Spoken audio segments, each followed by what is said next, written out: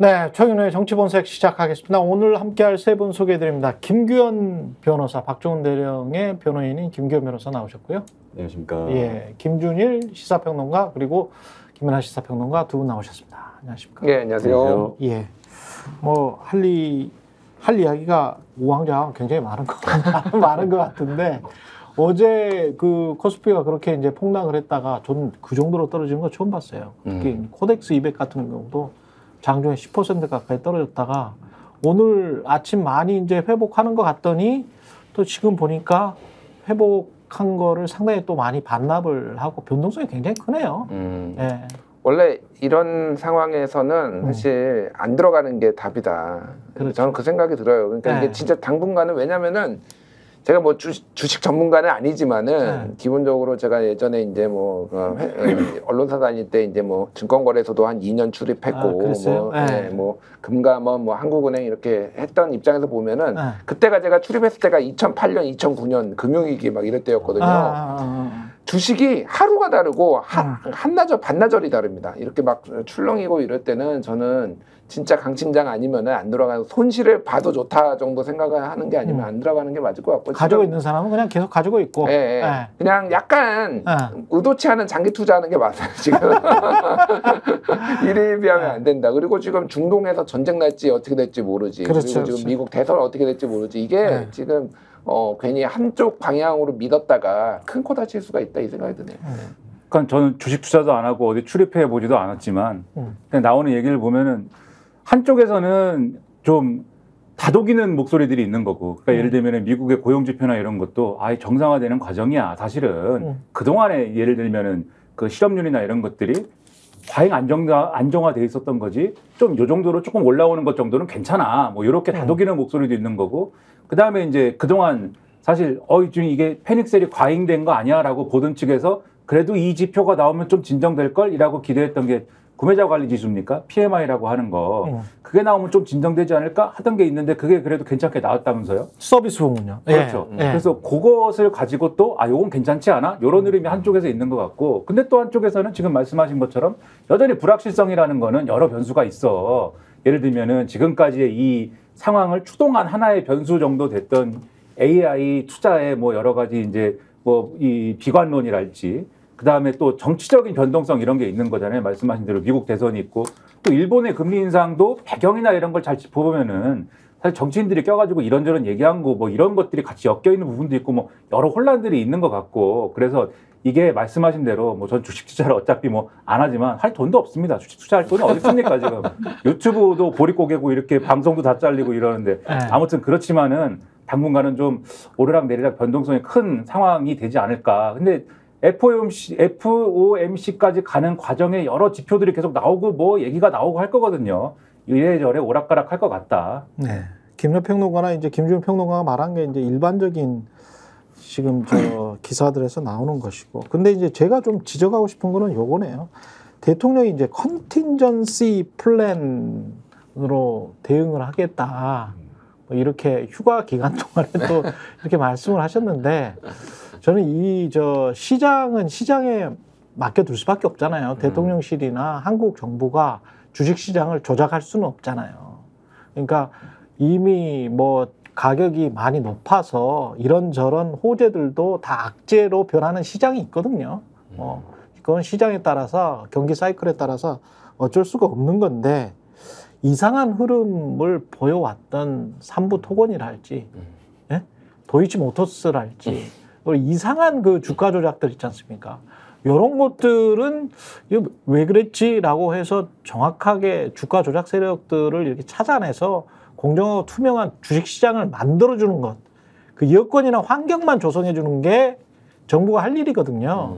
정부가 시장을 떠받칠 수도 없고 정부가 시장을 뭐 어떻게 해서 억누를 수도 없는 거죠.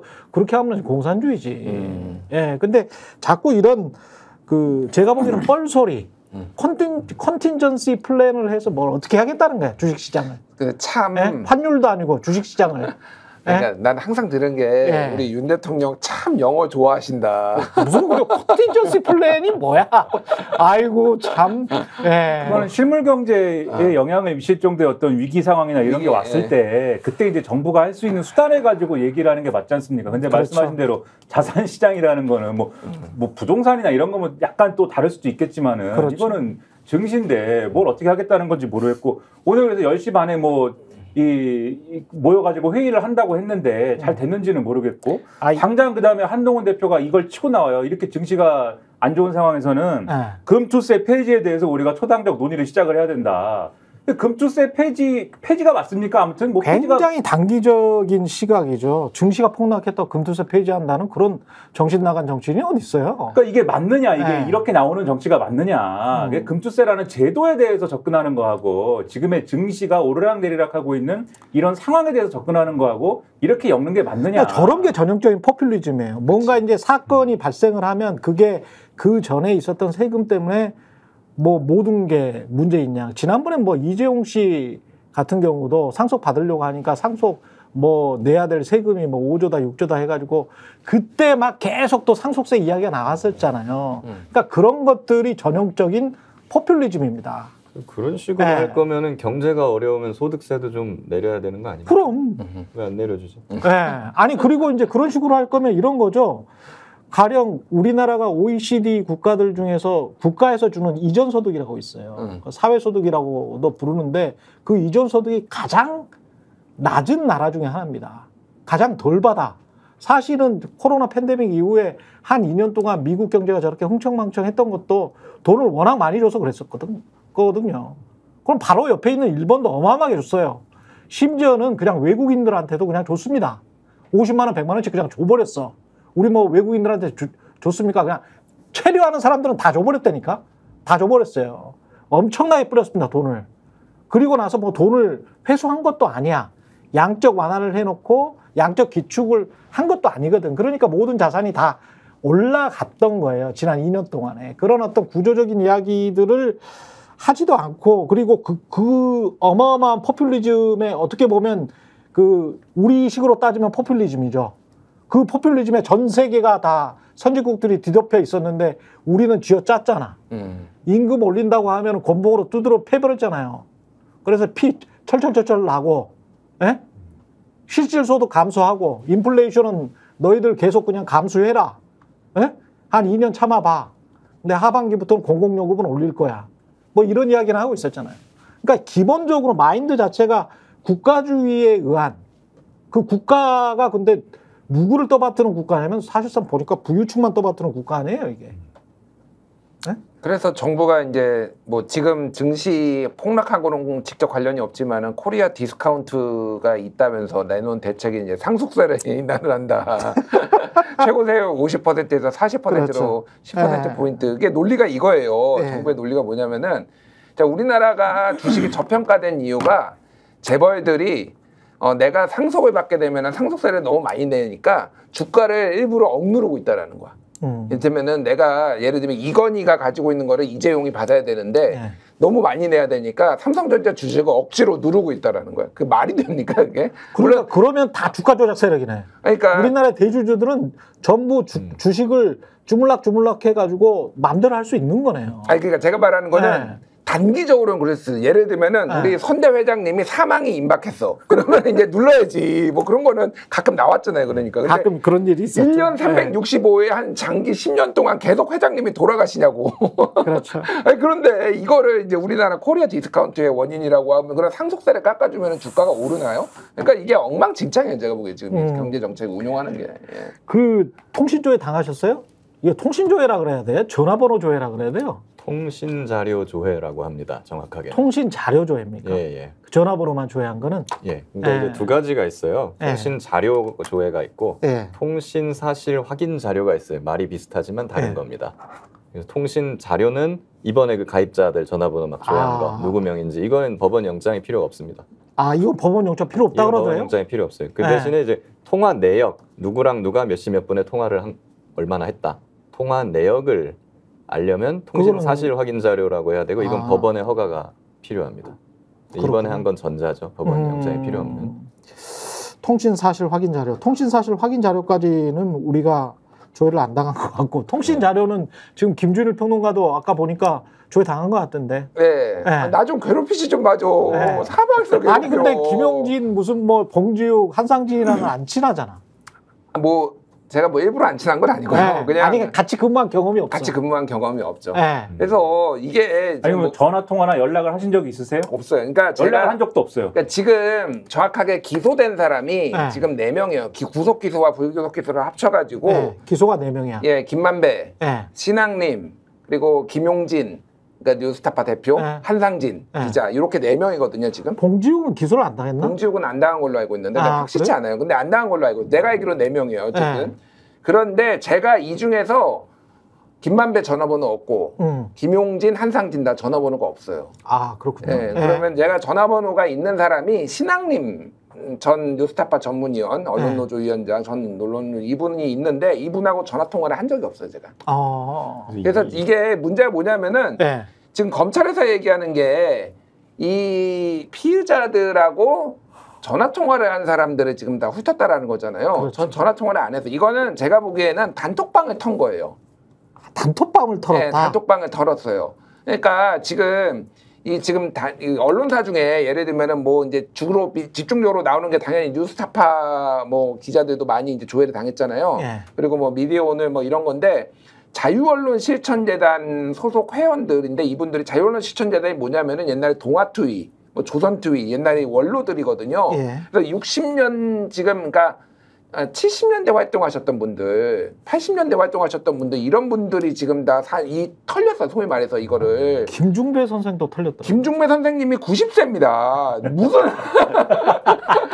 전 동아일보 편집국장이셨어요. 예, 그러니까 유명하신 분이고 MBC 사장도 하시고 그러는데 90세인데 이분이 무슨 뭘 했겠습니까? 이게 그러니까 제가 보기에는 단톡방에 같이 있는 거예요. 제가 그 신학님 그 전 전문위원하고 같은 단톡방에 있어요. 아 그래요? 예, 근데 저는 전화 통화를 한 적이 없기 때문에 이게 그러니까 어디까지 털린 건지 모르겠어요. 그 단톡방에 어떤 사람들이 있어요? 김중배 선생님이나 이부영 의장님 이런 분들이 계시죠. 아, 그러니까. 그렇구나. 예, 저는 그러니까 언론계 원로들하고 같이 다 모여 있는 언론인들의 단톡방이네요. 그러니까 왜냐하면 신학님 씨가 언론노조 위원장을 해가지고 나름 언론계 원로들하고 통하는 사이고 그러니까 그런 그렇죠. 단체 채팅방이 있을 수가 있는 거거든요. 나는 근데 왜 거기에 안 넣어줬지?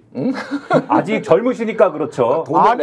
돈을 내야 돼. 나는 거기 저기 정신적으로 젊으시니까. 동아투위 그 자유언론 시청연맹 처음 창립 회원인데 내가 쭉 이렇게 정신적으로 젊으면은 안 끼워주고 정신적으로 좀 그렇습니까? 약간 노쇠해져야지. 내가 내가 최경영보다 늙었다고? 이건 아니지. 저는 아예 안 당했습니다. 안 당했죠? 안 당하셨어요? 저는 아무것도 안 왔죠. 예. 네. 그러니까 뭐 우리 회사 출신은 봐주시나.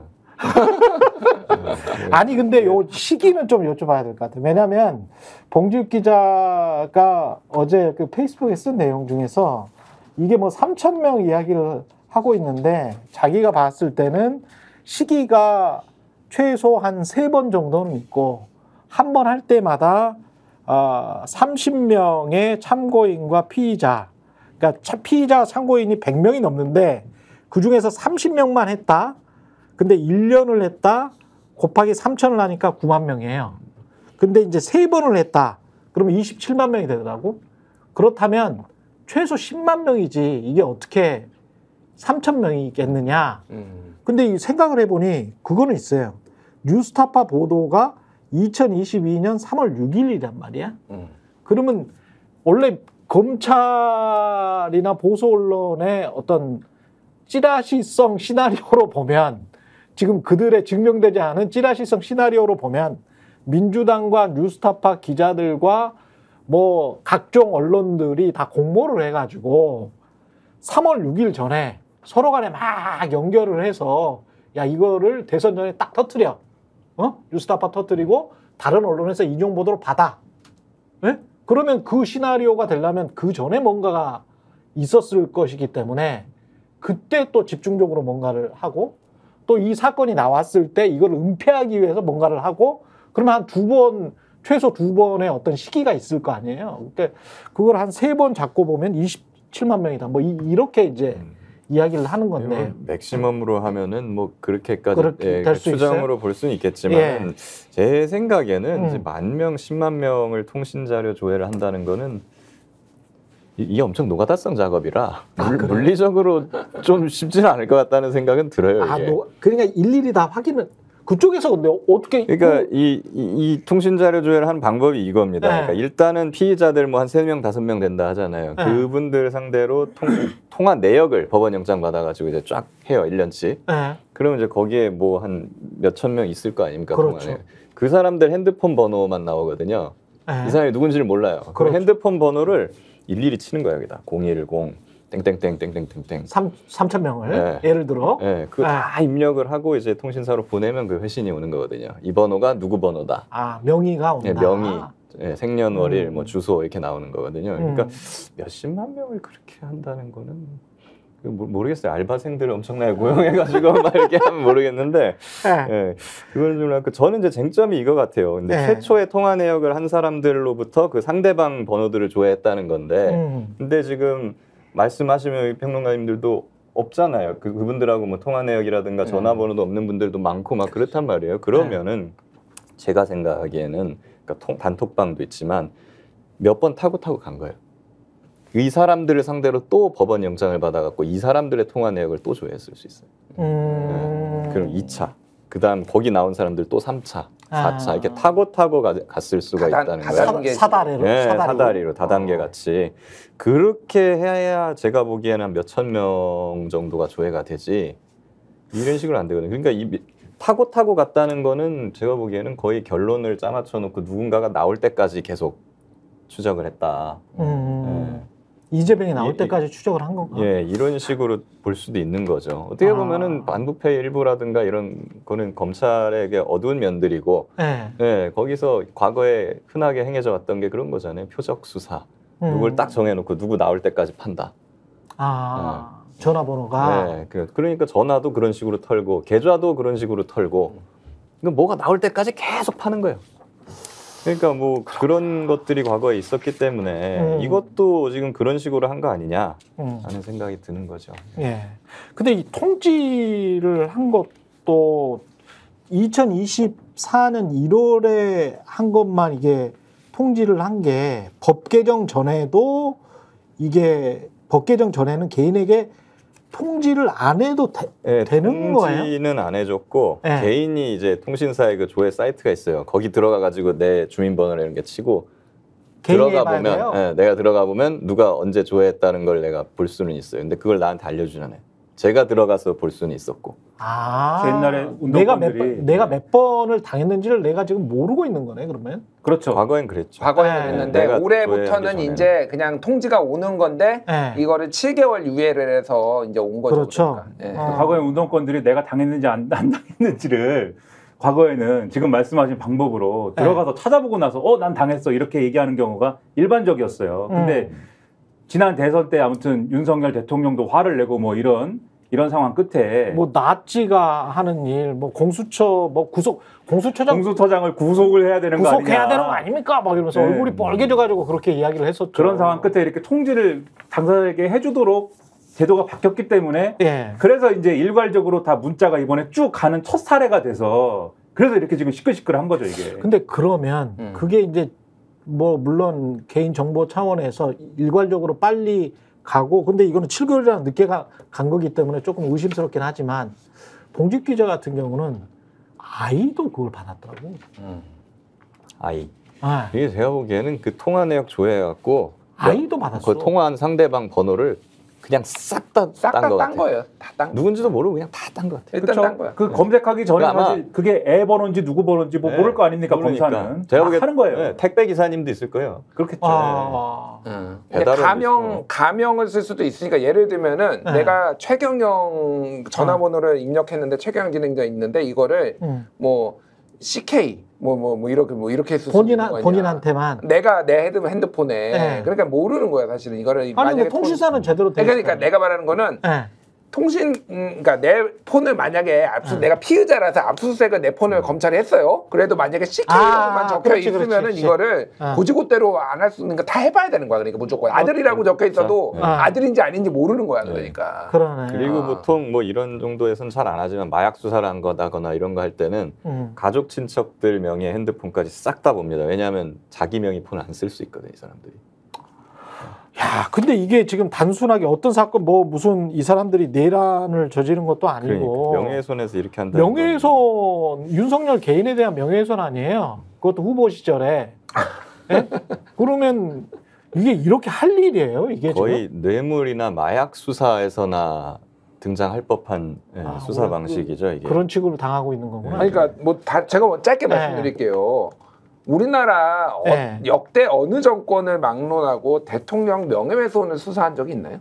그러니까 아니 그 문재인 때는 그 제가 기억나는데 모욕죄인가 뭐 이래가지고 누구였죠? 고영주. 그분도 이제 변호사 검사 출신의 변호사였잖아요. 공산주의자. 예, 공산주의자라고 해가지고 그 사람과 소송을 하는 것도 언론에서 비판을 했다고. 무슨 대통령이 명예훼손 모욕 이런 거 가지고 저 일반 시민들이랑 뭐 다투냐. 물론 그 사람이 일반 시민은 아니지만 이거는 좀 문제가 있는 거 아니야. 그런 식으로. 그리고 저도 거기에 관해서 그래 대통령은 그냥 감수해야지 이런 스탠스였거든. 그때도. 그러니까 지금 검찰이 한 걸 보면은 지금 변호사님도 말씀해 주셨지만은 일반적인 명예훼손 사건을 다루는 태도도 아니고 심지어 법원에서 공소장도 그 사건으로 쓴 공소장이 아닌 것 같은데 지적을 받았잖아요. 그걸 뒤집어서 생각을 해보면 검찰은 실제로 그런 사건으로 보지 않는 겁니다. 이거는 윤석열 대통령을 명예를 훼손한 사건이 아니다. 이것은 민주당이 그리고 그 당시 대선 때 이재명 캠프가 여론을 조작해가지고 선거를 뭔가 다른 방향으로 몰고 가기 위한 아주 중대한 어떤 잘못을 저지른 민주주의를 파괴하는 그러한 사건이다라고 규정을 하고 그렇게 결론을 정해놓고 수사를 그러한 방식에 맞는 걸로 쭉 해나갔지만 아니 기소장에 그러면 그렇게 쓰든지. 그렇죠. 그러니까 나온 게 없는 거죠. 그러니까는 공소장은 그렇게 용두사미로 엉망인 게 제출돼서 판사도 이게 뭐야 이렇게 되는 상황이 된 거죠. 이 명예훼손 사건이라는 것이 어이가 없는 거예요. 일반인들 명예훼손 사건을 우리 고소장 내면은요 어떻게 수사하는지 아십니까? 어떻게 하세요? 어떻게? 일단 고소장 가져가라 그럽니다. 경찰에 불러가지고 이런 건 명예훼손으로 고소를 하고 그래요. 고소장 가져가세요. 이런 걸로 행정력을 낭비하려고 그러면. 아 그래요? 명예훼손 사건은 그 정도로 굉장히 가볍고 일선 수사기관이나 이런 데서도 안 하려고 하는 거예요. 왜냐하면 남의 뭐 이런 감정 다툼 이런 거에 그렇지, 감정 다툼. 우리가 행정력을 세금을 써야 돼? 이런 사건인데 그 지금 대한민국 최고의 수사기관이라고 하는 중앙지검 반부패 일부에서 그런 명예훼손 사건으로 수천 명을 이렇게 한다는 것은 거기는 좀 원래 중대한 뇌물 범죄라든가 기업들의 어떤 뭐 엄청난 횡령 배임 범죄라든가 이런 걸 수사하라고 있는데 아니에요? 반부패잖아요. 그러니까, 명예훼손 반부패 사건입니까 이게? 사실관계를 조금 명확하게 하려면은 그러니까 두 건이 있어요. 문재인 정부 때 문재인 대통령이 고영주 박문진 이사장이었나요? 거기는 2015년에 한 발언을 가지고 명예훼손으로 걸었어요. 근데 이거는 이제 사실관계가 명확한 거예요. 그러니까 이 발언을 했고, 그러니까 그거에 대해서 이제 법리적으로 대법원 1심에서 이게 뒤집혀서 대법원에서 최종적으로 명예훼손 아니다라고 나왔어요. 공산주의자인가 뭐 그랬었죠. 그거가 있었고 또 한 건은 모욕죄가 한 건이 있었어요. 뭐냐면은 그 2019년에 30대 남성이 전단지를 뿌렸는데 여기에 북조선의 한국 대통령 문재인의 새빨간 정체해가지고 부친이 친일을 해 문재인의 부친이 친일을 했다 이런 거를 전단지를 뿌린 사람을 뭐 모욕죄로 고소를 한 거예요. 근데 이게 이제 두 건 다 자유한국당이나 이제 이쪽에서 난리가 난 거지. 대통령이 무슨 이게 모욕죄가 어디 있고 명예훼손죄가 어디 있냐라고 해서 이 모욕죄는 취소했어요 고소. 그랬죠. 고소를 취소를 했고 명예훼손은 끝까지 갔는데 대법원에서 명예훼손은 아니다. 그러니까 근거는 없지만은 공산주의라는 게 근거는 없지만 어쨌든 저도 그때 비판을 했고 이게 지금 뭐냐면은 법원에서 이거 딱 들여다보더니 검찰한테 아니 이게 왜 명예훼손이에요? 공직선거법으로 걸어야지. 그렇지. 이렇게 얘기를 한 거예요. 제가 봐도 그래. 이거는 선거법으로 걸어야 되는 거예요. 그러니까 말이 안 돼. 근데 이겼잖아 선거를. 아니 그러니까 제가 말하는 건 어쨌든 뭐 이기든 지든 그러니까 선거법의 구성 요건이 그거잖아요. 낙선을 시킬 목적으로. 요게 네. 제일 중요하거든요. 내가 목적성이 낙선을 시킬 목적성이 있어야지만 이게 되는 건데. 왜냐하면 김준일 평론가님이 받아봐서 알아요, 썰. 내가 이미 국힘에서 한동훈 명예훼손으로 한 건, 공직선거법 위반으로 한 건 그거 해봤거든요. 어쨌든 왜 검찰이 이거를 명예훼손으로 수사를 하고 있느냐. 공직선거법으로는 각이 안 나오는 거야. 예를 들면은 시간이 지났나요, 네? 많이? 어떤 이게 거요? 고소를 하고 한 게 시간이 혹시 많이 지났었나요? 윤석열 선거로부터. 선거로부터 시간이 많이 지났죠. 지났겠죠. 6개월이 지났지. 공직선거법은 선거법 6개월이 시효가 지나면 네, 6개월 지나버렸지. 할 수가 없으니까. 네, 예. 그러니까 뭐 여러모로 하여간 네. 이제 이거가 더 입증하기가 까다로운 문제가 있으니까 그냥 네. 두루뭉술하게 명예훼손으로 해가지고 지금 마구잡이로 하고 있는 거예요. 그러니까 논쟁을 해버리는 거야 그러니까 이게 지금. 인용 보도를 한 것까지 심지어는 이거를 인용 보도를 한 거를 낙선을 시킨 목적이란 거를 어떻게 입증을 하냐고 검찰이. 그러니까 이게 할 수가 없으니까 일단은 그냥 다 수사를 하면서 명예훼손으로 다 잡아놓는 거죠. 그리고 심지어 인용 보도가 아닌 것까지 써놨어요. 한겨레나 경향이나 이런 데가 네. 예를 들면 그 당시에 조호영 의혹 이런 거를 기사를 쓸 때 네. 반드시 김만배 신앙님으로부터 소스를 받아서 그거 아니야. 그렇죠. 그것을 보도한 것을 인용해서 쓴 게 아니지 않습니까? 그거 몇 개월 전부터 나왔던 그렇죠. 보도야. 특히 경향신문 같은 경우는 자체적으로 이 사람들 취재를 했거든요. 네. 근데 그런 것도 공소장에다가 다 넣어놨어요. 그러니까는 경향신문이나 한겨레에서 칼럼으로 네. 이게 말이 안 된다. 우리는 네. 그 사람들의 어떤 주장이나 이런 거를 인용해갖고 기사를 쓰지 않았다라고 공개적으로 칼럼을 통해서 지금 반박을 하고 있는 상황인 겁니다. 그렇죠. 그리고 생각을 해보니까 언론인 입장에서는 제가 주구장창 뭐 한 20년 동안 주장을 했던 건데 명예훼손이 형법으로 지금 단죄하는 나라가 OECD에서 한국뿐이다. 그 이야기를 한 20년 동안 했거든요. 그래서 명예훼손과 관련해서는 미국처럼 민사로 하든지 뭐 이렇게 해야지 민사적인 일이지 이게. 그래서 민사적이지만 고위공직자들의 명예훼손과 관련해서는 미국의 연방대법원 케이스가 있으니 고위공직자들은 명예훼손을 당해도 그거 뭐 서로 그때 허위였다고 할지라도 설리반 뉴욕타임즈 케이스가 있으니 대부분의 언론은 언론 자유를 구가할 수가 있고 오히려 이제 개인들 있잖아요. 일반 시민들, 그다음에 옛날에 우리 만두 장사 하시는 분들 있잖아요. 한국 언론의 가장 큰 뼈아픈 실책이 쓰레기만두 사건 그 한 십몇 년 전에 나왔던 그런 게 진짜 큰 민사 소송거리거든요. 그분들 굉장히 손해를 봤잖아요. 그냥 그런 민사 소송은 크게 해서 법원에서 뭔가를 해주면 좋지만 이거는 고위공직자들에 관한 검증 보도를 하는 건데 이런 거를 형법으로 틀어막아 버리면 그러면 어떻게 하란 말이야? 그러면 언론 자유 없애란 말이야? 뭐야? 이게 지금 이거 자체 논의가 좀 심각하게 잘못돼 있어요. 딴 길로 가고 있는 거지. 근데 희한하게 이 정권 들어와서는 이런 이야기를 안 하대. 그 민주당 정부 들어왔을 때는 보수 언론에서도 이야기를 하거든요.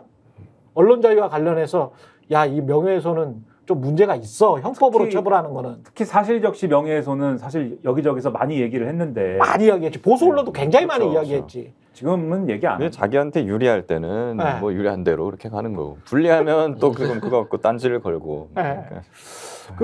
지금 저 백경정 이야기와 저 이정호 씨 이야기를 좀 해봐야 될 것 같은데 이 두 사건의 싱크로가 좀 굉장히 좀 겹칩니다. 겹치고 아주 비슷한 사건이긴 한데 또 다른 측면도 있더라고. 다른 앵글로 또 봐보니까.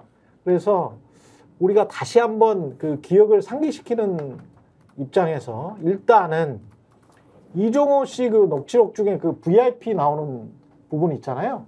그 부분 한번 좀 들어보고 이 사건을 다시 한번 최상병 순직 사건 수사 외압 관련해서 다시 한번 상기를 해보죠. 임성근이 그러니까 말이야. 아니 그래서 사표를 낸다 그래가지고 전화 왔더라고. 그래가지고 내가 절대 사표 내지 마라. 내가 VIP한테 얘기를 하겠다. 원래 그거 별 3개 달아주려고 했던 거잖아. 그러니까요. 왜 그러냐면 요번에 아마 내년쯤에 발표할 거거든. 해병대 별 4개 만들 거거든. 근데 요새 갈수록 매스컴이 너무 두드리네. 예. 여기는 분명히 이제 VIP라는 특정 인물이 나오는 거잖아요. VIP라고 했죠. 예. 그러면 이거는 기관이나 뭐 대통령실이 아니고 인물이잖아. 그렇죠. VIP가 누구든 간에. 사람을 말하는 거고 네. 저기서는 뉘앙스나 이런 걸 봤을 때 본인 스스로도 인정을 했듯이 김건희 여사를 지칭한 거라고 예, 본인 스스로 그렇게 말하게 됐고 처음에는 해병대 사령관이라고 얘기를 했다가 말도 안 되는 소리고. 그건 이제 너무 무리수라고 생각을 했는지 네. 예, 결국 김건희 여사였다라고 밝혔습니다. 네. 예. 그래서 이 사건은 보면 이종호 그리고 김건희 이 점선입니다. 확정적인 건 아닙니다만은 하여간 녹취록에는 이종호, 김건희 그 다음에 김건희가 직접 또는 대통령에게 뭐 이런 점선이 성립이 되는데 백경정 사건은 곰곰이 들어보니까 이게 사람이 안 나오는 것 같더라고요. 한번 그 대통령실 관련한 내용들 있잖아요. 대통령실 관련된 내용 한번 들어보겠습니다. 부장님 저도 이거 하면서 분위기에서 이제 흘러 듣는 얘기가 뭐 이렇게 하다 보면 수사하는 사람이 뭘 알겠습니까? 수사만 하는 건데 이거 하다가 턱턱 막히고 그러면서 들리는 얘기들이 예, 뭐 대통령실에서 이렇게 뭐 이렇게 알게 돼가지고 심각하게 보고 있다, 뭐 이런 얘기 듣고 제가 심적 부담을 얼마나 느끼겠습니까? 대통령실에서 또 연락이 왔나요? 대통령실에 얼마나 심적 부담을 느끼겠습니까? 하니까 아니 대통령실에서 또 연락이 왔나요? 이거는 어떻게 해석을 해야 됩니까? 대통령실에서 한번 연락이 왔었나 한번 보죠? 왔었는데 네. 또 연락이 왔니? 그러면 이거는 공지의 사실인 거죠? 우리가 모두 다 알고 있는 조병노와 백혜령 경정이 다 알고 있는 대통령실에서 한두 번 연락이 지금 오는 거구나. 이걸 지금 서로 간에 화자와 청자는 지금 다 알고 있다는 거잖아요. 그럴 수 있죠. 그러니까 그렇죠. 그 이전에 영등포 서장이 네. 그 당시 영등포 소장이었던 총경이 네. 대놓고 얘기를 한 거 아닙니까? 용산에서도 이 사건을 알고 있고 그렇죠. 이 상황을 주시하고 있다. 이렇게 먼저 압박을 준 거잖아요. 그렇죠. 영등포 경찰서장 지금 부인을 하는데 그렇죠. 여하튼 나는 그런 적이 없다고 하는데 네. 백경정은 이제 그랬다고 하고 그다음에 백경정이 이 얘기를 지금 또 조병로 경무관한테 하는 거 아닙니까? 그렇죠. 이 얘기를 조병로 경무관한테 하소연을 하는데 또 전화가 왔냐 이렇게 얘기를 하니까 그러면은 영등포 서장하고 조병로 경무관이 뭔가 공통의 주지의 사실이 있는 거구나. 요거를 사실은 추리하게 만들잖아요. 추정할 수 있게 만들잖아요. 영등포 서장도 알고 조병로 경무관도 아는 그렇지. 어떤 종류의 사실이 있구나. 그리고 그 사실은 용산이 이 수사에 대해서 뭔가 의견을 갖고 있구나라는 걸 알게 만드는 그런 맥락이 좀 잡히는 대화인 거죠, 이게. 그러니까 이제 이게 직접 용산에서 뭐 전화를 걸었다라고 보이지는 않고 용산의 의견이 누군가를 통해서 이제 온 게 지금 방금 얘기했듯이 영등포 경찰서장도 있고 서울청도 있고 나중에는 이 뭐 사건 이천 문제 뭐 이런 것 때문에 국가수사본부에서도 막 나중에 오거든요. 그러니까 이제 어쨌든 여러 통의 전화를 받은 건데 여기에서 컨센서스는 뭐냐면은 이거는 용산이다. 뒤에는 이게 있다라는 거를 서로 이해를 하고 있는 거죠. 그러니까 네, 그렇게 보는 게 맞을 것 그리고 같아요. 앞으로 수사가 이제 진행되면은 뭐 전화 통화 내역이나 이런 거 다 따볼 거 아닙니까? 공수처나 이런 데서. 그러면 또 등장할지도 모르는 일입니다. 누가 압니까? 거기도 7070이 나올지. 뭐. 그렇죠. 뭐 그거는 뭐 가능성. 아니 근데 만약에 여기는 정확하게 VIP라는 인물이 안 나왔기 때문에 만약에 대통령실이라면 이걸 어디에서 누가 전화를 했을까요? 가령 뭐 대통령실에 여러 부서가 있잖아요. 근데 이제 이것과 관련해서 무슨 VIP가 전화를 했을 것 같지는 않고. 현재로서는. 예. 그렇죠. 그러면 이게 누구 담당일까? 최해병 사건에서도 세관 직원은 빼라는 게? 최해병 사건에서도 그 대통령 말고 네. 다른 이제 대통령실 직원들이 전화한 게 많이 있잖아요. 그렇죠. 보면은 경찰 국가수사본부에도 거기서 전화가 갔었는데 공직기강비서관실 행정관이 전화를 건 게 나옵니다. 그러네. 뭐 했다면은 뭐 그쪽이 경찰 담당하는 경찰 쪽에서 파견을 가 있는 용산에 그런 분들이 전화를 했을 수도 있겠죠. 그러니까 뭐 여러 가지 가능성이 있는데 이 부속실장 강희구 부속실장도 그날 7월 31일 날 전화 통화하면서 다른 전화 통화들이 본물처럼 터져 나왔거든요. 요거는 최해병 사건. 최해병 사건에서 제가 말하는 거는 그러니까 뭐 가능성이 여러 개가 있는 거죠. 부속실장이 뭐 또 등장했을 수도 있고 말씀하셨다시피 이제 보통은 경찰에서 이제 파견이 많이 나가니까 그 사람이 담당자가 있는데 이 다이렉트로 지금 가는 고리들을 찾아. 예를 들면은 우리가 상상하는 거는 조병로가 있고 거기에 이제 관련된 사람이 이름은 등장 안 했지만 이종호가 있으면은 이게 루트가 이종호를 통해서 만약에 들어갔으면은 그 안에 경찰하고 이게 바로 연결됐을까? 그거는 잘 모르겠어요. 그러니까 뭐 다른 사람이 담당이 있는 거겠지. 그러니까 그거는 수사를 안 해보면 알 수가 없는 거. 지금은 이제 약간 그냥 추론, 상상의 영역인 거죠. 근데 다 추론일 수밖에 없는데 근데 상식적으로 이 사건의 얼개를 보면은 예를 들면 그 대통령실에 파견돼 있는 어떤 경찰 출신의 어떤 사람이 있다고 치는데 그 사람의 자체 판단으로 이거를 다 할 수 있었느냐에 대해서 저는 심대한 의문이 있어요. 이거는 아닌 것 같아요. 그렇죠. 네. 그 사람도 누군가의 더 큰 권력의 지시를 받지 않았으면 상황이 이렇게 움직이지 않는다.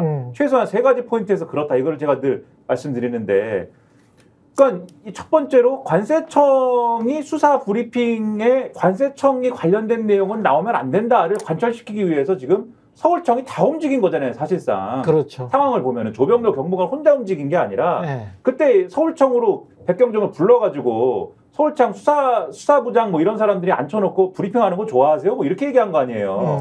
그리고 그 당시에 이제 김강호 청장이 같이 있었던 거고 그런 상황들을 보면은 서울청이 전반적으로 이 사안을 컨트롤하려고 움직이지 않았으면은 성립이 안 되는 얘기고 심지어 이 사안을 뺏어오려고 하지 않았습니까? 마약 수사하는 부서에서 서울청 마약 수사하는 부서에서 그렇게까지 움직이려고 했으면 사실은 서울청이 다 움직였어야 되는 건데 그러면 서울청을 다 움직일 수 있는 사람 누구냐? 경찰청장이냐? 근데 중간에 보면은 경찰청장은 이 사안을 몰라요. 칭찬했었죠 처음에. 그렇죠. 처음에는 칭찬을 하고 뒤에 가도 이 세상 물정 모르는 사람인 게 윤희근 경찰청장이 조병로 씨를 막 징계하려고 그러잖아요.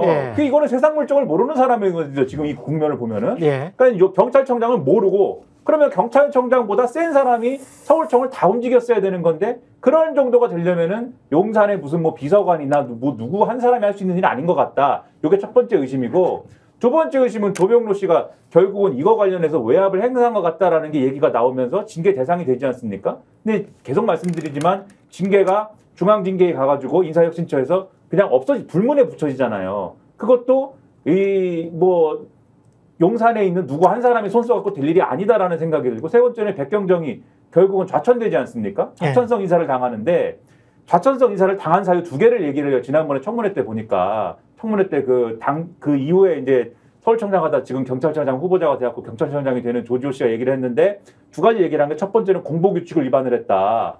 두 번째는 이 수사를 잘하려고 영장을 청구하려고 검사한테 갖다 줬는데 검사가 나는 영장 청구 안 해요. 이러고 거부했다는 거지 않습니까? 그리고 또 갖다 줬어요, 영장을. 그래요? 그리고 열심히 또 해가지고 관세청을 압수수색하려고 영장을 또 갖다 줬는데 검사가 또 영장 청구 안 합니다. 2번 거절해서 나는 이 검사하고 일 못하겠다. 그래서 직무 배제 및 회피 신청 뭐 이런 거를 해요. 그래 했어. 그렇죠. 그랬는데 이게 절차에 안 맞는다. 예를 들면은 여기서 할 게 아니고 무슨 위원회 이런 데 가지고 이런 데에서 이 영장이 청구가 안 된 거를 따로 다뤘어야 되는데 이 절차를 위반했다. 이 2개를 가지고 지금 영등포서 형사과장을 강서경찰서 화곡지구대장으로 보낸 거거든요. 열심히 마약 수사한 사람을 제가 볼 때는 절차 위반으로 그렇죠. 요런 이유로 요렇게 보내는 인사는 제가 볼 때는 아주 일반적이지가 않습니다. 그러면 요런 정도의 인사를 관철시킬 수 있는 뭔가가 작용을 하려면은 그 배경에 용산에 있는 무슨 한 사람의 행정관 이런 사람이 아니라 더 큰 권력에 작용하지 않으면 이렇게 안 된다. 그래서 최소한 3가지 포인트에서 의심스럽다.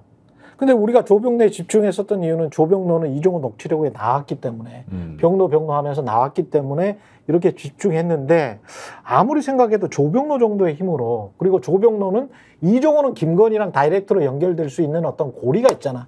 주가 조작을 같이 했었던 사람으로서 계좌 관리했었고. 계좌 관리 고리가 있지. 그러면 이종호는 김건희한테 직접 이야기를 할 수가 있을 것 같아요. 근데 조병로가 이종호한테 이야기를 해서 세관 직원 좀 봐줘야 되니까 이종호가 조병로의 청탁을 들어서 김건희한테 이야기를 했다? 이거는 저는 이게 말이 안 되는 것 같은 거지.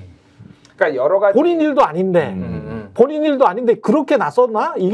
이거는 말이 안 돼. 그리고 이 정부에서 가장 심혈을 기울이는 마약 수사란 말이지.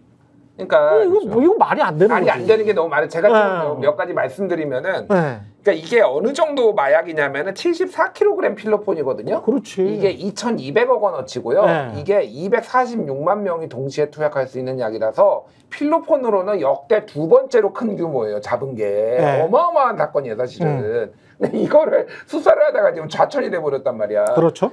상식적으로 얘기를 지금 아까 전에 김민하 평론가가 얘기를 했지만 이거는 서울 경찰청장까지 움직였다고 봐야 되면은 조병로는 본인은 거기 생활안전부장이 서울경찰청 생활안전부장이었기 때문에 서울경찰청장을 상급자로 움직일 수가 없어요.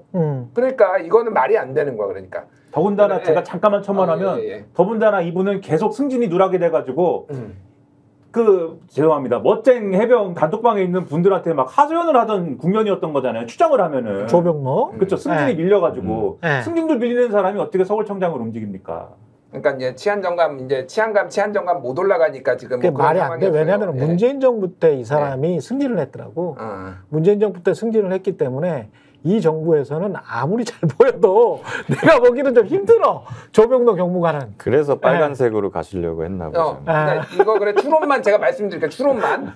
자 그러면은 조병로 같은 경우에는 행시 출신이고요. 서울대 경제학과를 나왔고요. 지금 관세청장하고 서울대 경제학과 3년 선후배예요. 그렇더라고. 그러니까 이 가능성은 있어. 예를 들면 조병로하고 지금 관세청장하고 다이렉트로 연결이 됐는데 그러면은 이게 뭐 관세청 인천대관 직원들이 사고를 쳤던 어쨌든 관세청 입장에서는 막고 싶은 거는 맞을 거 아니에요. 그러면은 관세청장이 용사라고 뭐가 있어야 돼. 만약에 이렇게 되려면 이종호가 됐든 그렇죠. 이종호가 다이렉트가 됐든 그래서 얘기가 나오는 게 그러니까 이거는 진짜 추론이야. 그러니까 얘기가 이렇게 나와.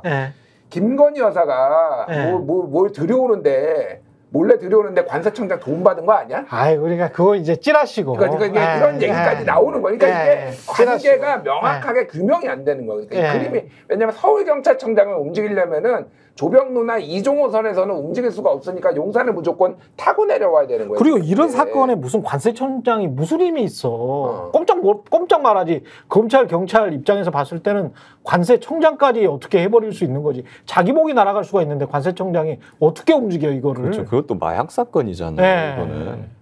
그러니까 검사 입장에서는 관세청장 엮을 수 있다 그러면은 신나는 일 아닙니까? 신나지. 그럼요.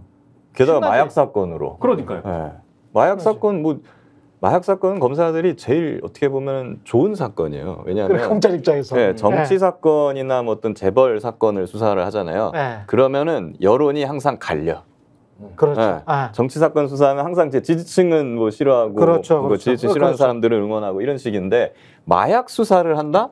그거를 비난하는 국민들이 어디 있어요? 전 국민이 다 이게 검찰을 응원하지. 이상하단 말이야. 근데 이게 이 세관 마약 사건을 지금 최상병 수사팀에 차정현 수사기획관한테 보냈다고 하는데 그 이야기를 하기 전에 스픽스 광고를 좀 듣고 30초 후에 돌아오겠습니다.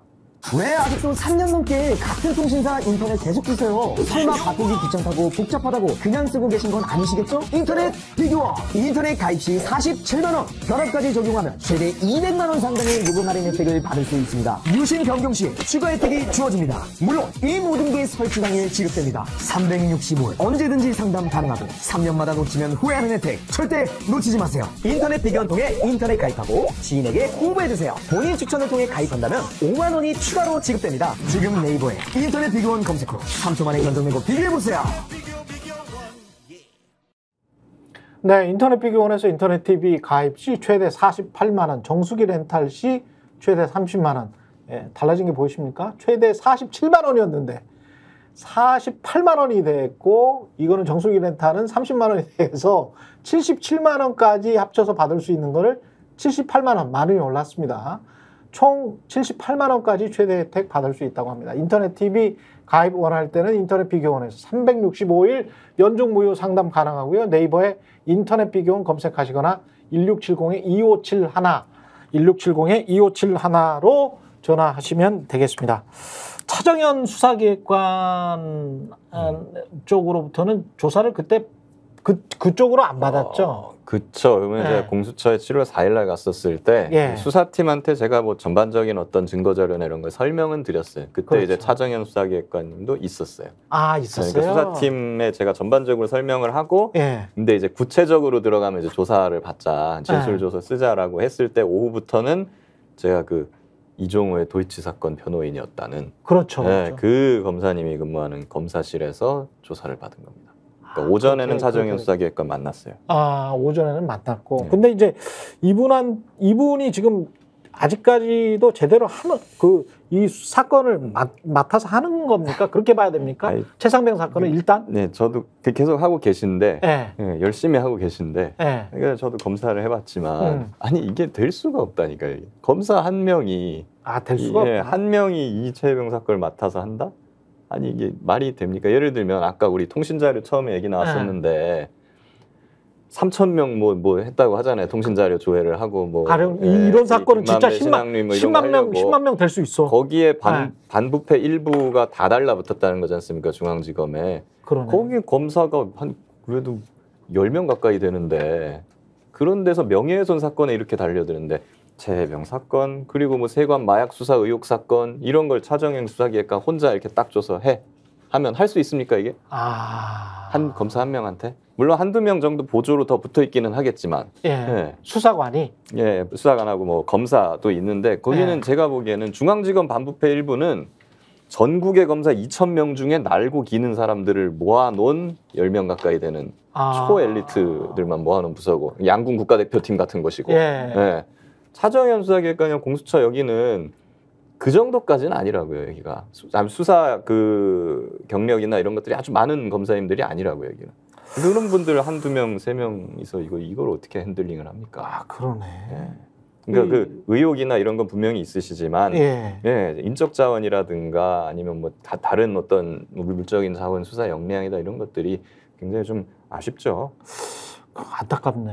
이게 지금 노컷뉴스는 이 보도를 하면서 공수처가 최상병 사건이랄지 세관 마약 사건의 공통점을 고려한 것 같다. 이렇게 지금 보도는 나왔는데 그렇게 해석은 했는데 어떻게 보면 전부 다 이해관계자라서 다 빠지고 의혹이 있는 사람이 한 사람밖에 안 남아서 이 사람은 탈진 작전이에요. 탈진 작전. 탈진 작전인가? 그러니까 이게 두 사건을 어떻게 물론 이제 연결고리가 있긴 하지만 이종호 씨라는 연결고리가 있긴 하지만 지금 말씀하신 대로 두 사건을 어떻게 다 합니까? 그리고 이 두 사건이 정말로 어떤 권력이 배경에 있는 그런 사건이라면 이렇게까지 논란이 되고 있는데 이 사건을 그냥 열심히 수사하면 결과가 나오도록 가만두겠습니까? 지금 한국일보 기사를 봤는데 세관 마약 연루 직위 해제 관세청 직원 한 달 만에 복직 뭐 제목이 이렇게 돼 있어요. 이게 무슨 얘기냐면 지금 관세청 직원이 연루가 돼 있는 상황 아닙니까? 근데 이 직원이 경찰로부터 수사를 받으면서 핸드폰을 줘서 포렌식을 하는 과정에 핸드폰을 지우고 줬대요. 그러니까 초기화해갖고 줬대요. 그래가지고 야 이게 증거인멸 정황 아니야? 이래가지고 야 그거는 일단 부적절하지 이래서 관세청에서 이 사람이 직위해제가 됐는데 근데 한 달 만에 그냥 복직이 됐답니다. 정상적으로. 그 왜 그러냐 물어봤더니 관세청에서 그 지운 거는 개인 촬영물 삭제 등을 위해서 휴대폰을 초기화했다라고 하고 그런 정도는 참작해 줄 수 있지 않을까요? 이렇게 얘기를 했다고 그러고 그다음에 이 지난해 9월 달에 관세청이 자체 조사를 했는데 이 사건은 세관 직원 연루 가능성이 낮다라고 판단을 했고 그다음에 고광효 관세청장이 지난달에 기재위에서 얘기한 거는 근무 상황과 사실관계를 검토하니까 이 우리 직원들의 실제 근무 상황하고 그 당시에 범인들의 진술이 너무 차이가 난다. 조직원 진술이 사실이 아닐 수 있다. 이렇게 주장을 했다. 그다음에 지금 이 관세청의 이 입장은 경찰 수사가 끝날 때까지는 이 직원들에 대한 감찰에 착수하지 않는다. 그러니까 기본적 입장이에요. 그러면은 조각을 맞춰보면 관세청장의 입장은 우리 직원들이 연루됐다고 하는 거는 이 범인들의 일방적인 주장이지 사실이 아닌 것 같아. 이런 입장이고 그래서 우리 직원들은 직위해제도 안 하고 그냥 일 시키는 게 맞아. 감찰도 안 할 거야. 언제까지? 경찰 수사가 나올 때까지인데 경찰은 수사를 하다가 지금 어떻게 됐습니까? 좌천되고 뭐 난리가 났잖아요. 경찰에서 지금. 그럼 이 수사 결과가 어떻게 될까는 상당히 뻔한 구도로 가는 거다. 그럼 이 상황에서 공수처가 혼자 공수처의 모 검사가 혼자 이거를 떠안아가지고 수사한다고 하면 과연 원하는 결과를 낼 수 있을 것이냐는 저 같은 사람들은 의문을 가지게 된다는 거죠. 굉장히 확실히 닮아 있어요. 임성근 전 사단장도 보직해임 안 당하고 잘 근무하고 있잖아요. 정책연수라서. 그렇죠. 관세청 직원도 어떻게 보면 같은 꼴이네요. 지금. 그러네. 그리고 이제 임성근 사단장은 지금 명예 전역 하겠다라고 나와 있고 아까 그 검찰도 좀 이상하네. 검찰도 생각을 해보니까 영장 청구를 2번이나 했는데 2번 다. 그렇죠. 근데 이게 언뜻 들은 생각이 둘 다 재경고시 출신이란 말이죠. 일반 행정고시는 아니에요. 그러니까 조병로도 그렇고 관세청장도 그렇고 그래서 둘 다 재경고시 출신인데 재경고시는 이제 기재부 사람들이 많잖아요. 맞아요. 근데 기재부 쪽에 있는 그 뭐 금감원이랄지 뭐 이런 데를 비롯해서 기재부 쪽이 잡고 있는 곳에 이번 정부 들어서 이제 검사들이 좀 들어갔거든. 그래서 이게 그렇게 그 루트로 서로 친하게 돼서 지금 사실은 정권을 잡고 있는 거는 검사들과 기재부 관료들이라고 저는 보고 있거든요. 그래서 이 사람들이 많이 친해졌나? 그래서 용산에 있는 어떤 대통령실의 뭐 공직기강이든 어디든 간에 뭐 한 라인으로 연결을 할 수 있는, 언뜻 생각해보니 재경고시와 사실은 친해질 수 있겠다라는 그런 생각이 드네요. 저 어떻게 보면 관세청장도 네. 보면은 기재부 출신들이 많이 내려가잖아요. 맞습니다. 예, 이 사람들도 재경고시. 그러면은 그분들은 용산에 아는 사람이 굉장히 많겠죠. 네, 그럴 것 같아. 지금 보니까 그 루트들이 좀 그럴 수가 있네. 뭐 여러 가지 네. 가능성이 있는 것 같아요. 그러니까 네. 지금 현재 관세청장은 사실은 원래 국세청 출신이에요. 그리고 네. 관세청에서는 거의 근무를 안 했어요. 네. 기재부 뭐 예산실장인가 그거 했고, 그러니까 이쪽 라인이, 그러니까 이제 관세청은 아니고 조병로가 오히려 6년 정도 이제 관세청을 했는데 어쨌든 말씀하신 재경고시 같이 한 거고. 네. 뭐 모르겠습니다. 이 검사는 무슨 정말로 용산으로부터 시그널을 받아가지고 이걸 네. 안 내준 건지, 아니면은 그러니까 뭐 모든 가능성이 열어놔야 되니까 너무 무리하게 압수수색 범위를 막 엄청나게, 이게 사실은 인천세관에서 한 건데 관세청 본사를 압수수색하겠다 막 이렇게 냈을 수도 있는 거지. 뭐 그건 제가 확인 안 해봐서 모르겠는데, 그렇죠. 뭐 이런 것 때문에 야 좀 좁혀와봐 그러면은 뭐 이럴 가능성도 배제는 할 수 없지만은, 이 정도면은, 그리고 2번을 했다라는 거는 수정을 해왔다라는 거잖아요. 네. 한 번은 했는데 안 돼가지고 그걸 또 했다라는 걸 웬만하면 맞춰오거든요. 검사가 원하는 대로. 근데도 계속 안 해준다라는 거는, 이거는 뭐가 용산에서 시그널을 간접적으로 받았거나 뭐 이런 거를 이제 의심해 볼 수밖에 없는 거죠. 그리고 관련해서 백혜련 경정과 그 조병록 경무관이 통한 내용 중에서 저는 이 내용이 지금 현재 대한민국의 공직기강을 보여주는 내용이라고 보거든요. 한번 들어보십시오. 진짜 이게 좀 말이 안 돼요. 용산보다 더 말이 안 돼. 한번 들어보십시오. 회장님 오딩을 그대로 제가 전달해 드릴게요. 그래요. 잘하셨습니다. 올바른 스탠스예요. 국정감사 때 세관 내용 가지고 정부를 엄청 공격할 텐데 네. 우리가 야당 도와줄 일 있습니까? 올바른 네네. 스탠스입니다. 이렇게 말씀하셨습니다. 그랬나요? 네, 정확히는 모르겠는데 아무튼 정부의 일원이고, 근데 아마 네네네. 그래서 그게 뭐 문제 있나요? 저게 뭐 문제 있나요? 이러는데 저 발언을 그대로 국회에서 하면 국회의원들, 아니 공무원이 헌법에 정치적 중립이 있잖아요. 맞습니다. 근데 저렇게 정파적인 이야기를 하고 그게 뭐가 문제가 있나요? 이렇게 이야기를 스스럼 없이 해. 진짜 저 말이 와, 내가 깜짝 놀랐어. 저 말이 한 10년 전, 12년 전쯤에 국회에서 한번 나온 적 있죠. 당시 윤석열 검사 입에서. 그 당시 국정원 댓글 사건 수사 외압이 있었다는 걸 국회에서 폭로를 하면서 그 당시에 제 상급 검사장님이 이렇게 말씀하셨습니다. 야당 도와줄 일 있느냐. 기억이 나네요. 그러네. 똑같아요. 그렇네요. 근데 이게 굉장히 이게 뭐지? 나라가 공무원들이 이렇게 움직이나? 그러니까 야당의 공격을 안 받기 위해서 그러면 마약 사범도 감사하는 거야? 그러니까 미친 것 같아 진짜. 이게 진짜 강아지 판으로 돌아가고 있구나. 이 사회가. 어떻게 이렇게 공무원들이 스스럼 없이 말을 할 수가 있죠? 우리나라 그것도 말도 안 되고, 그러니까 공무원이 어떻게 이런 말을 할 수 있느냐, 이것도 말도 안 되고, 그 논리 안쪽으로 들어가도 사실 저게 경찰이 할 말이 아니죠. 경찰이 할 말이 아니지. 그렇죠. 경찰이 마약 수사를 해야 되는데 야당으로부터 공격받을 걱정을 왜 합니까? 근데 저 얘기는 누가 사실은 그 정치적 중립을 갖다 버린 공무원 내부에서도 누가 하는 말이냐면 관세청이 하는 말이죠. 저거는. 그렇지. 관세청이 자기를 보호하기 위해서 우리 얘기가 들어가면 야당으로부터 공격받을 수 있으니까 좀 빼주세요 라고 애원을 할 때 쓰는 말이지 않습니까? 말도 안 되는 건데 갖다 붙이는 거지 않습니까? 그렇죠. 저 사람은 지금 경찰 그 내부 논리에서도 경찰의 입장조차도 아닌 거예요. 조병로 씨는. 경찰도 아닌 상황인 겁니다. 저거는. 그렇죠. 아니 그리고 또 한 가지 말이 정부의 일원이라는 말이 왜 나오는 겁니까 대체? 그러니까. 네. 아니 경찰 반부패 수사를 하는 거죠. 정부가 잘못하고 공무원이 잘못했으면 그거는 오히려 엄정하게 처벌을 해가지고 기강을 그렇죠. 바로 세워야 되는 건데 네. 정부의 일원이니까 그걸 봐줘야 된다? 그 정부의 일원의 정부라는 거는 윤석열 대통령 또는 윤석열 대통령 부부를 의미한다. 그러니까 그 일원으로서 우리는 그 호의를 해야 된다. 뭐 이런 이야기인가? 완벽하게 이게 공직기강이 무너진 게 네. 뭐 언론 보도도 나왔지만은 수사 대상자들이 백혜룡을 찾아왔다라는 거잖아요. 인천 세관 직원들이. 예, 직원들이 수사 중간에 찾아왔어요. 그래가지고 이거는 뭐 좀 빼달라고? 그러니까 완전히 빼달라는 것보다 이제 언론 브리핑에 빼달라 뭐 이런 내용들을 했는데 잘랐어. 백혜룡이 잘랐어. 진짜 강크다. 근데 더 놀라운 거는 네. 10분 뒤에 또 저기 인천 그 관세청 국장이 또 전화가 왔어. 그러니까 이거야. 면담을 갔어. 근데 이제 경찰 잘랐잖아. 저 여기 잘 안 통하는데요? 이렇게 하니까 바로 인사에서 또 전화가 바로 간 거야. 이게 나라야 이게? 와. 웬만 그 간이 붙지 않았으면 그 백경정님 오시는데 앞에서 우리 기다려봅시다 그래갖고 거기 앉아 있습니까? 그 앞에.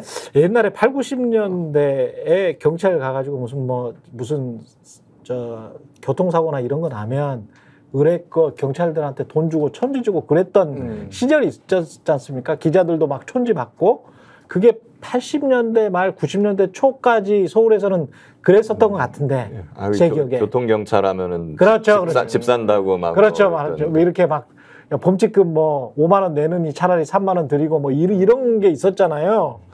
근데 그게 다시 부활했나? 이게 웃겨. 그리고 웬만한 확신과 자신감이 없지 않으면은 자기 수사하는 경찰한테 가서 이런 일을 하겠습니까? 세관 직원이. 그리고 지난번에 이종석 국방부 장관이 그랬습니까? 그 답변을 이게 남자냐 여자냐 그런 말도 물어봤었잖아요. 7070이. 네, 7070. 02800에 7070이. 그러니까 그것도 대답 못한다라고 했잖아요.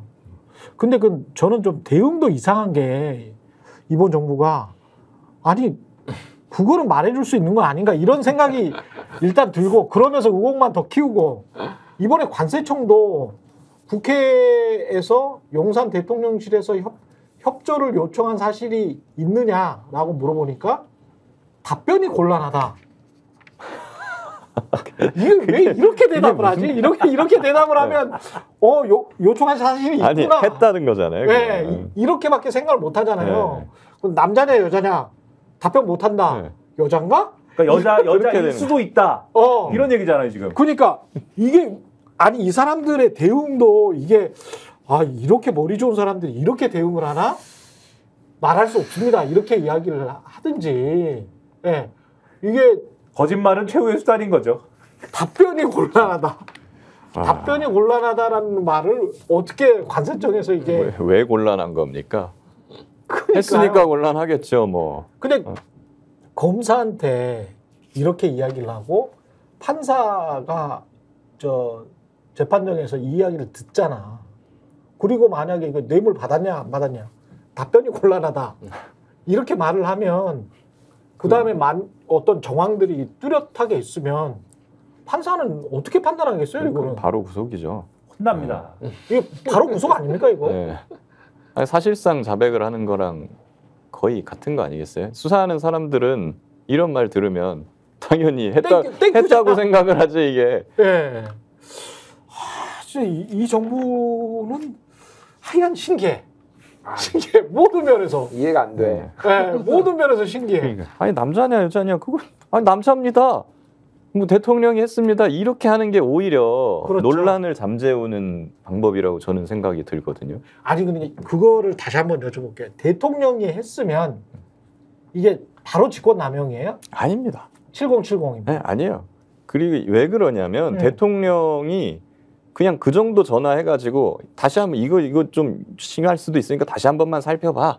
요 정도 선으로만 얘기했다 한다면 그렇지. 네, 그러면은 이거는 아무것도 안 될 수도 있어요. 그러니까 구체적으로 나는 그렇게 지시를 한 적이 없고 다시 한번 살펴봐라고 했는데 밑에서 오버했다. 네.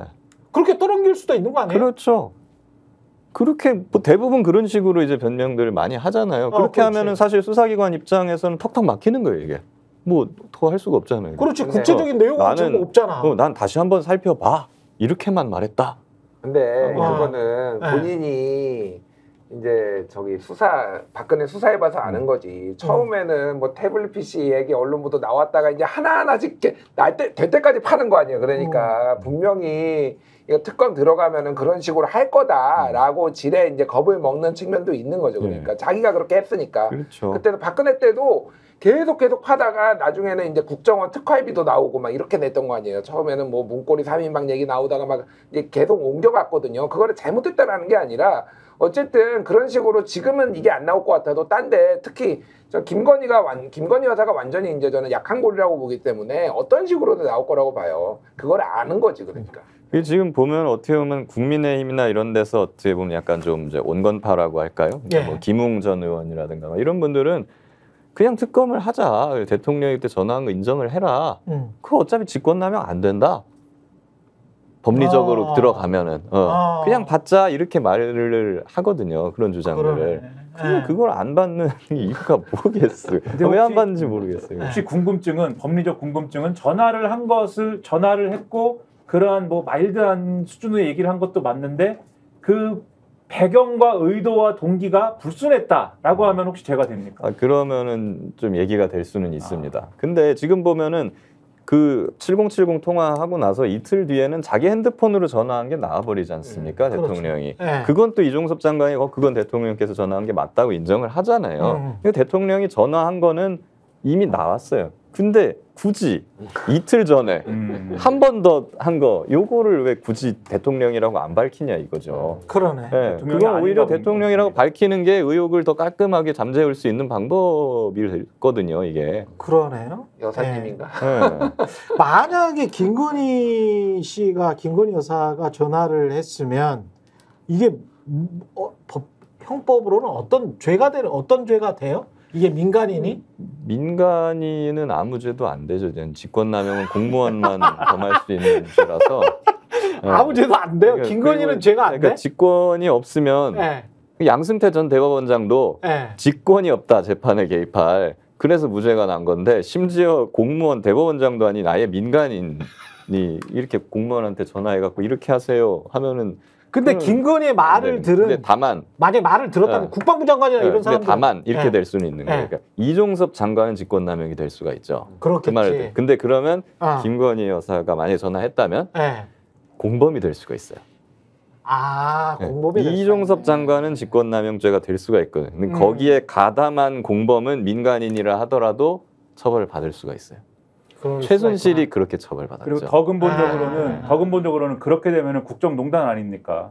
그럼 이제 정치적 문제가 되고 거기에 더불어서 위헌이다 뭐 이럴 거거든요. 그럼 이제 탄핵이다 뭐 이런 얘기를 막 하기 시작하는 것이고 거기다 주가 조작 세력이 동기인 이종호 씨가 있기 때문에 그런 논란으로 가는 징검다리가 될 수도 있는 사안이어서 또 이것은 맹렬히 방어를 해야 되는 그런 방어선의 어떤 그게 되는 거겠죠 아마. 그러니까 최순실 씨가 최서원 씨 이제 개명한 최서원 씨가 최순실 씨가 가장 컸던 거는 뇌물이에요. 그러니까 뇌물이 가장 컸는데 그때 같이 들어갔던 게 업무방해 그리고 위계에 의한 공무집행방해 뭐 이런 것들이 이제 막 여러 개가 됐거든요. 근데 가장 20년이 나오게 된 거는 어쨌든 뇌물이었고 근데 그런 거 다 적용할 수 있는 거예요. 공무집행방해도 적용할 수 있겠다 이거. 모르겠어요. 그러니까 뭐 아니 이첩을 회수를 해버렸잖아요.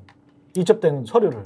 공무집행방해는 이제 폭행이나 속임수나 협박을 해야 되는데 위계 아까 속임수 모르겠어요. 근데 이제 뭐 협박 그쵸 영부인이 전화하면 그 자체로 협박 무섭기는 하겠죠. 무서운데 나 진짜 무서워. 내 말 안 들으면은 위해를 가할 수 있다. 제일 무섭다고. 재밌네요. 법률 상식도 알고 아주 좋은 시간이었습니다. 최인의 정치본색 김기현 변호사, 김준일 시사평론가, 김연아 시사평론가 함께했습니다. 저는 내일 다시 돌아오겠습니다. 고맙습니다. 감사합니다. 저희가 얘기할 때 오셔가지고 라이브로 관전하시기 바랍니다. 반드시 주변 사람들 데리고 오시기 바랍니다. 구독, 좋아요, 알림 설정 해주시기 바랍니다. 좀 살려주십시오. 저 좀.